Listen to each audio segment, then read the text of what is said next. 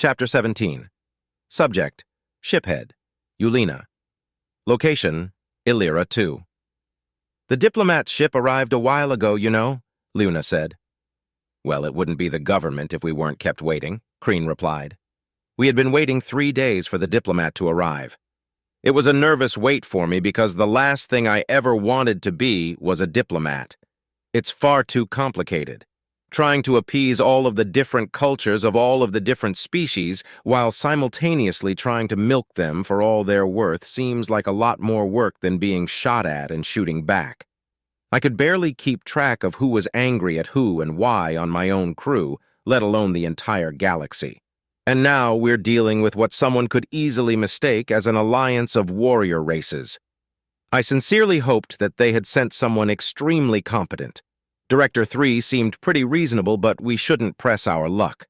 Most of my crew had taken the shore leave that Station Master Nixt had offered, but Kreen, Luna, and I remained aboard the Lualana. I was far too nervous to have any fun, and my bridge officers had decided that I needed company. Kron was still in medbay relearning his motor skills. It was coming along nicely, and he should be able to return to duty any day now. I wondered who I should make my new second, or if one would simply be assigned to me. "Shiphead Ulena, the diplomat is here and waiting for you. Come meet us in my office, please," Station Master Nixt said over the comm. "Understood. On my way," I replied. I shrugged at Kreen and Luna. They returned the gesture.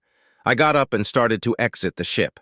Along the way, I passed the engineering team that was handling the repairs. They'd had to order parts for the FTLD, which had arrived before the diplomat. Now they were working feverishly to complete the repairs. They assured me that they would be done by the end of the day today, and I was inclined to believe them. I passed a few of my crew on the way to Nixt's office, giving them a wave which they returned.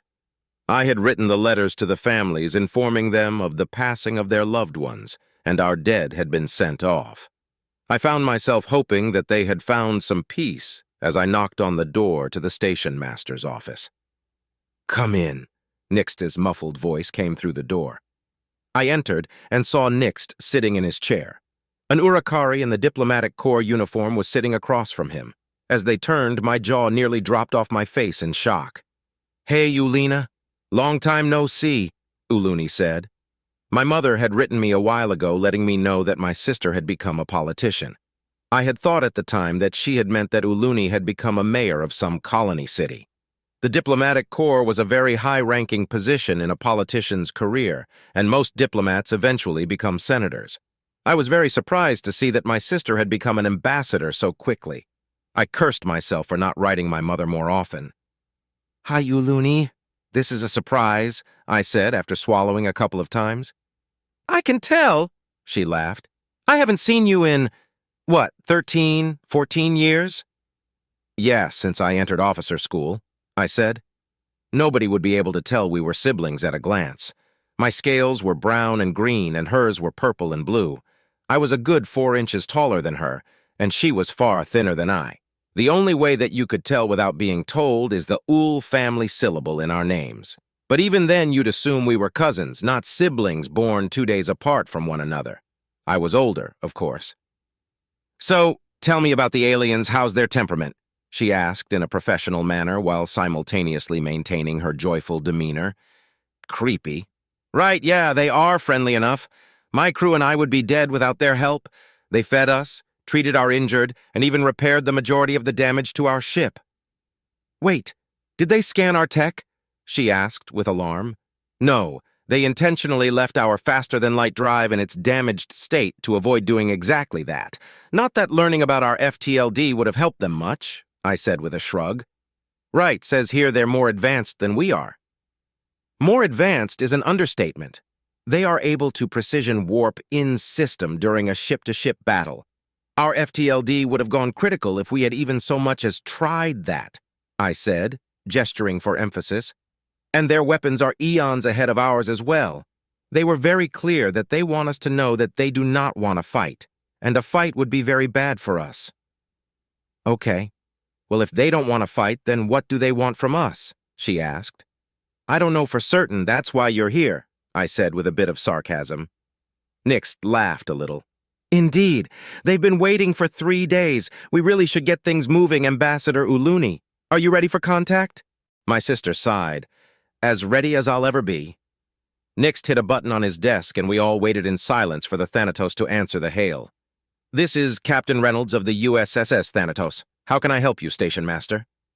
Hello, Captain Reynolds. Our diplomat, Ambassador Uluni, has arrived. We're ready for the first contact meeting whenever you are. Nixt responded. Excellent. I'll let Director 3 know, and he'll get back to you in a little bit. Ambassador Uluni, huh? Are they related to shiphead Ulena by any chance? Reynolds said with a chuckle, implying that he was joking. Nixt held up his mandibles in a smile. Yes, actually. She's his sister. And we're both sitting right here, Captain Reynolds, I warned him. I hadn't got a chance to know Reynolds all that much, but humans seem to have a crass sense of humor at the most inappropriate of times. Also a keen sense of perception.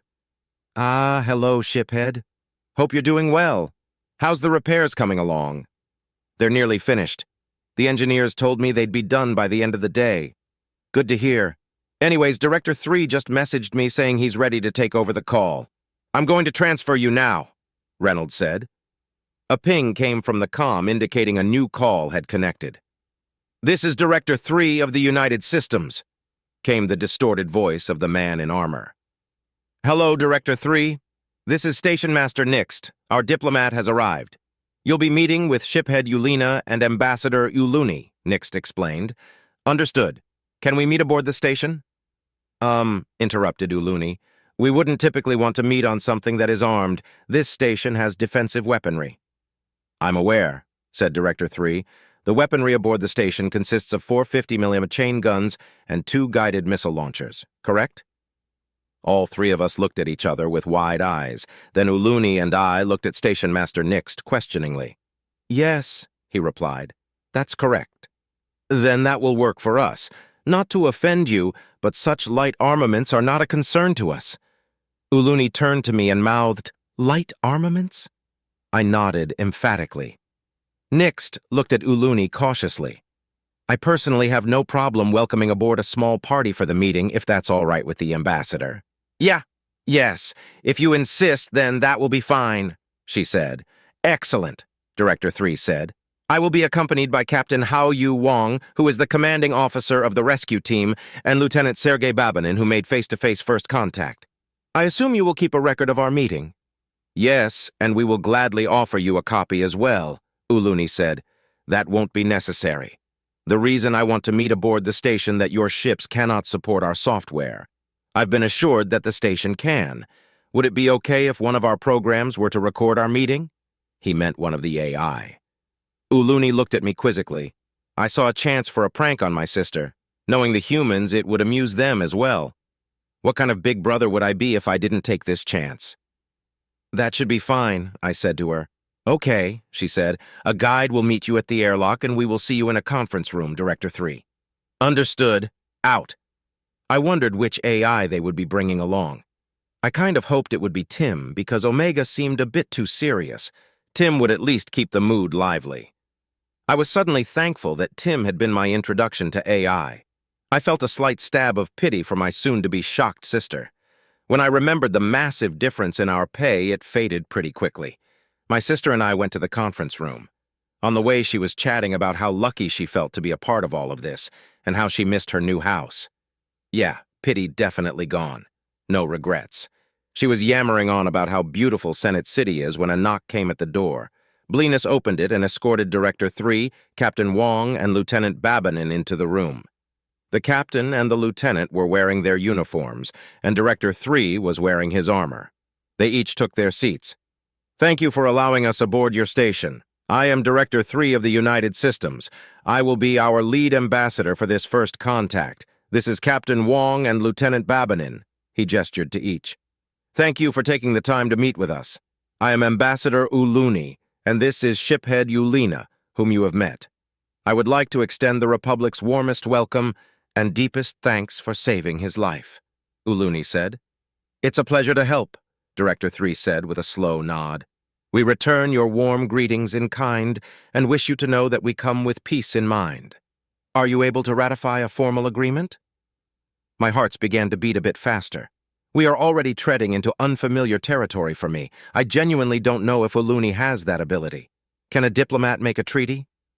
She smiled politely and said, I have the authority to negotiate an agreement, but such an agreement will have to be ratified by our administration, specifically, the executive. Interesting. An interspecies democratic republic? You'll have to tell me more. But first, there are things we must ask of you if you don't mind getting straight to business, Director 3 said. Uluni looked at me as if to ask if this was normal. I shrugged. Certainly, she said as she looked back to the black-armored man across the table. Thank you. First, I would like to get your consent to have this conversation recorded, Director 3 said. Here it comes. Yes, of course.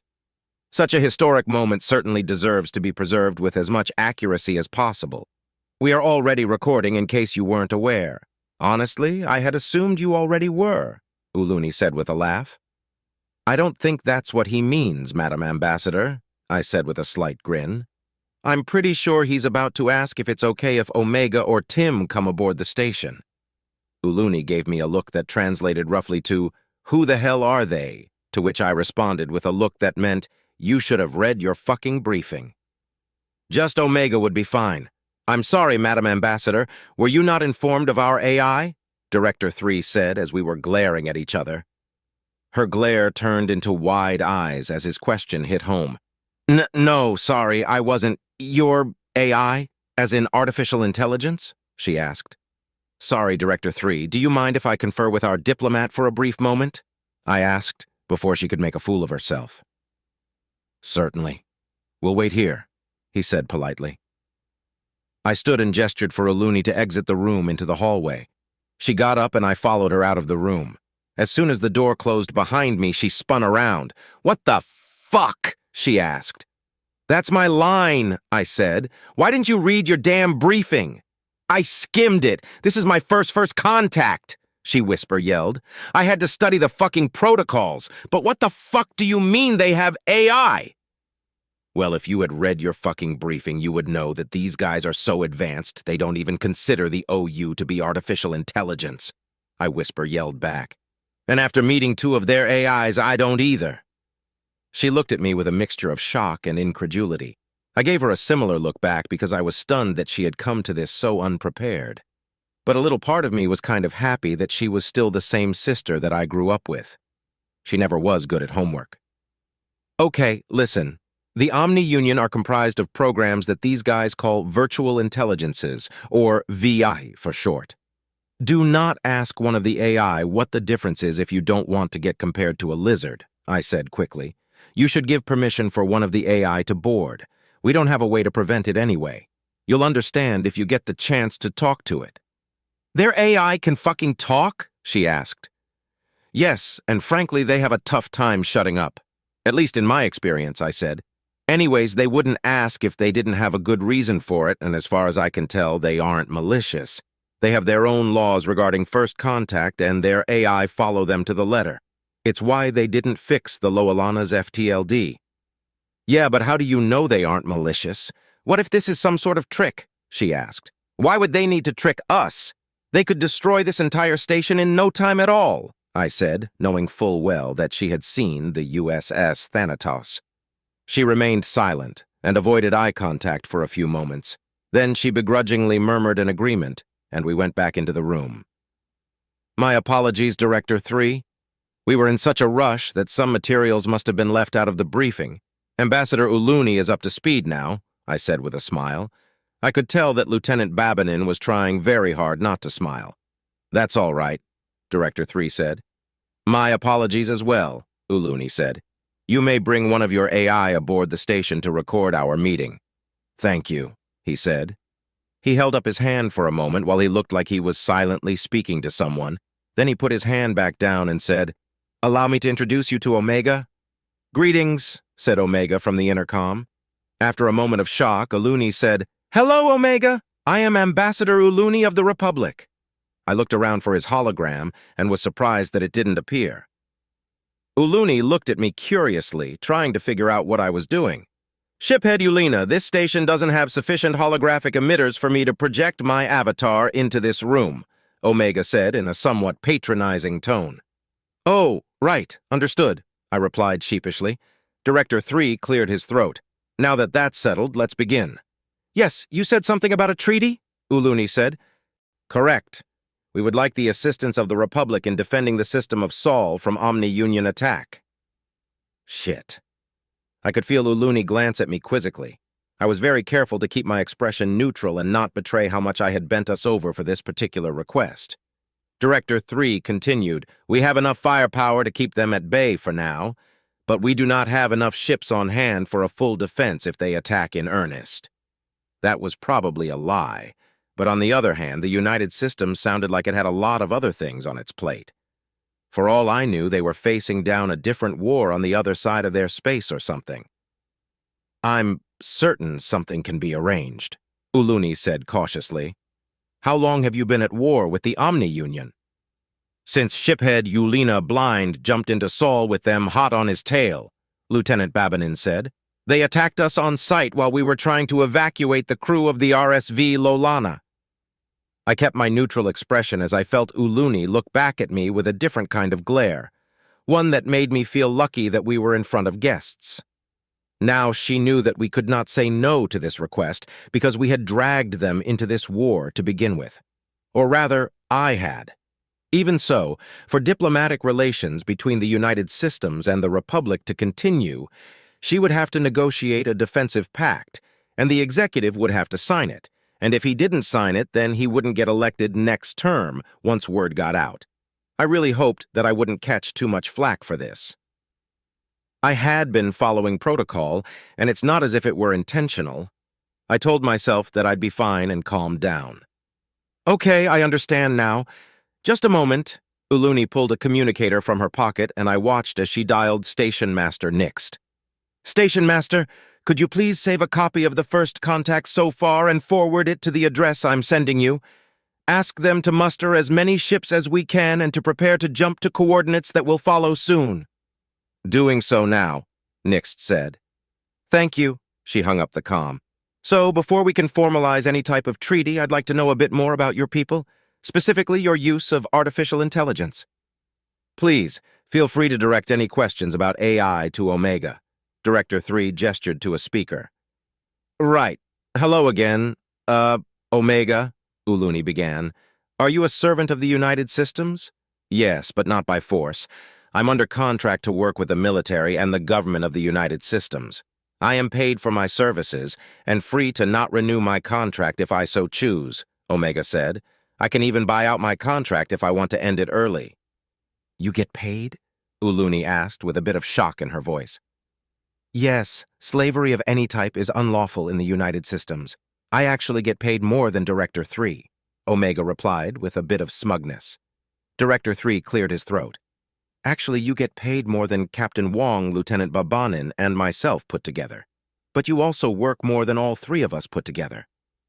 Uluni seemed to be having a bit of trouble conceptualizing this. She took a few moments to gather her thoughts. Have you ever been to war against the United Systems? She finally asked. I have not, Omega said, but other AI have.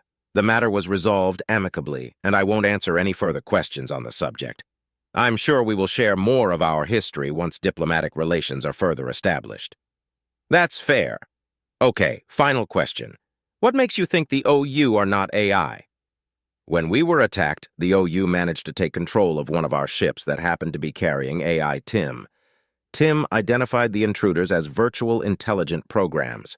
Then Tim proceeded to lock out their access and dismantle their code.